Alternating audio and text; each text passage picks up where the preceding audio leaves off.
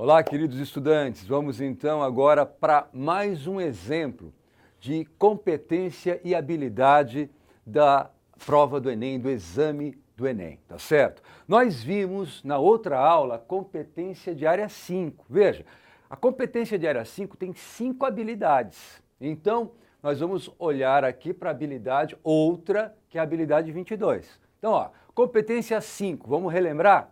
Competência 5 é utilizar os conhecimentos históricos para compreender e valorizar os fundamentos da cidadania e da democracia, favorecendo uma atuação consciente do indivíduo na sociedade. Então, a questão da avaliação do Enem, ela tem o objetivo de medir a capacidade do estudante de entender o valor da cidadania, tá certo? O valor da democracia.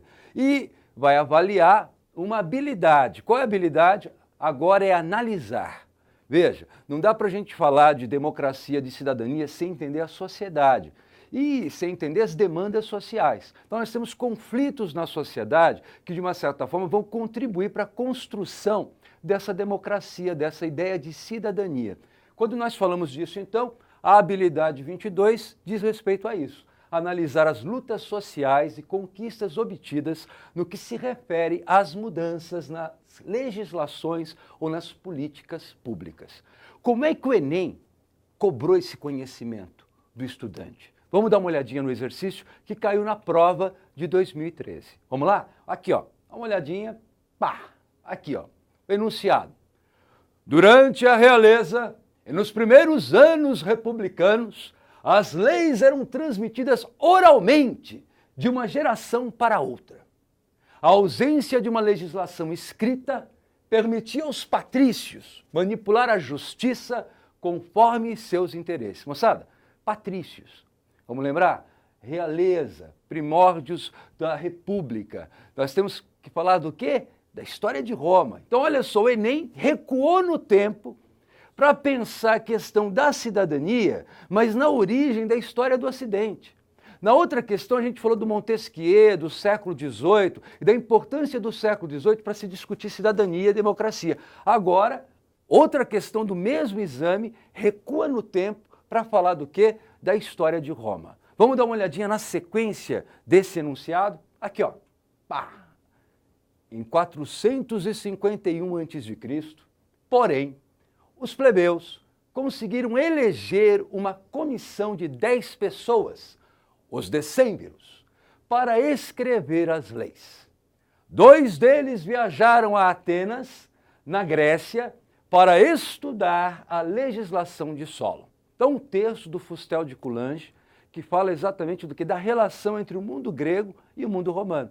E essa ideia do que? Da cidadania.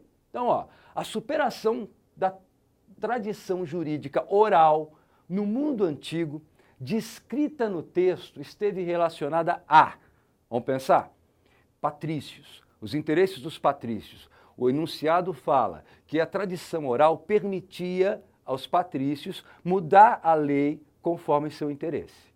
Os plebeus aparecem para nós, nós não queremos isso, não queremos. Então a pressão, conflito social e o resultado, a eleição dos decêmviros para a criação de um código escrito, a Lei das 12 Tábuas, em 450 a.C. Mas vamos dar uma olhadinha aqui, Já sacamos o caminho aí da avaliação do Enem. Agora vamos dar uma olhadinha nas alternativas. Aqui, esteve relacionado a, vamos lá? Alternativa A, a adoção do sufrágio universal masculino. A gente pode falar de sufrágio universal masculino no mundo antigo grego? Esse é o conhecimento histórico. Não dá para você falar disso. Você tem plebiscito, você tem vários expedientes que a gente fala que tem um cunho popular, mas não é o sufrágio universal masculino. Isso é uma outra parte da história. Então não pode ser a alternativa A. B, a extensão da cidadania aos homens livres. Veja, a história de Roma foi marcada pela história do quê? Do escravismo. E a ideia de que plebeu participa da vida política é porque ele não é escravo. Então, quando nós falamos da legislação em Roma, essa legislação vai estar atrelada aqui à ideia da extensão de cidadania aos homens livres, patrícios e plebeus. Mas vamos dar uma olhadinha nas outras alternativas, vamos tirar a dúvida, né? C, Afirmação de instituições democráticas, como eu falei, você não pensa num Senado romano como instituição democrática, é aristocrática, então não dá para pensar a alternativa C. D, implantação dos direitos sociais, não, direitos civis. Os plebeus lutavam por direitos civis e direitos políticos na cidade de Roma, então não pode ser a alternativa D.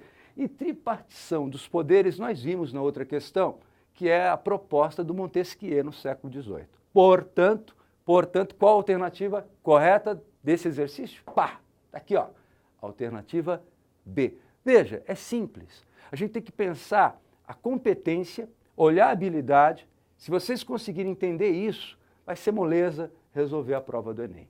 Beleza? Um abraço e até a nossa próxima correção. Força! Coragem!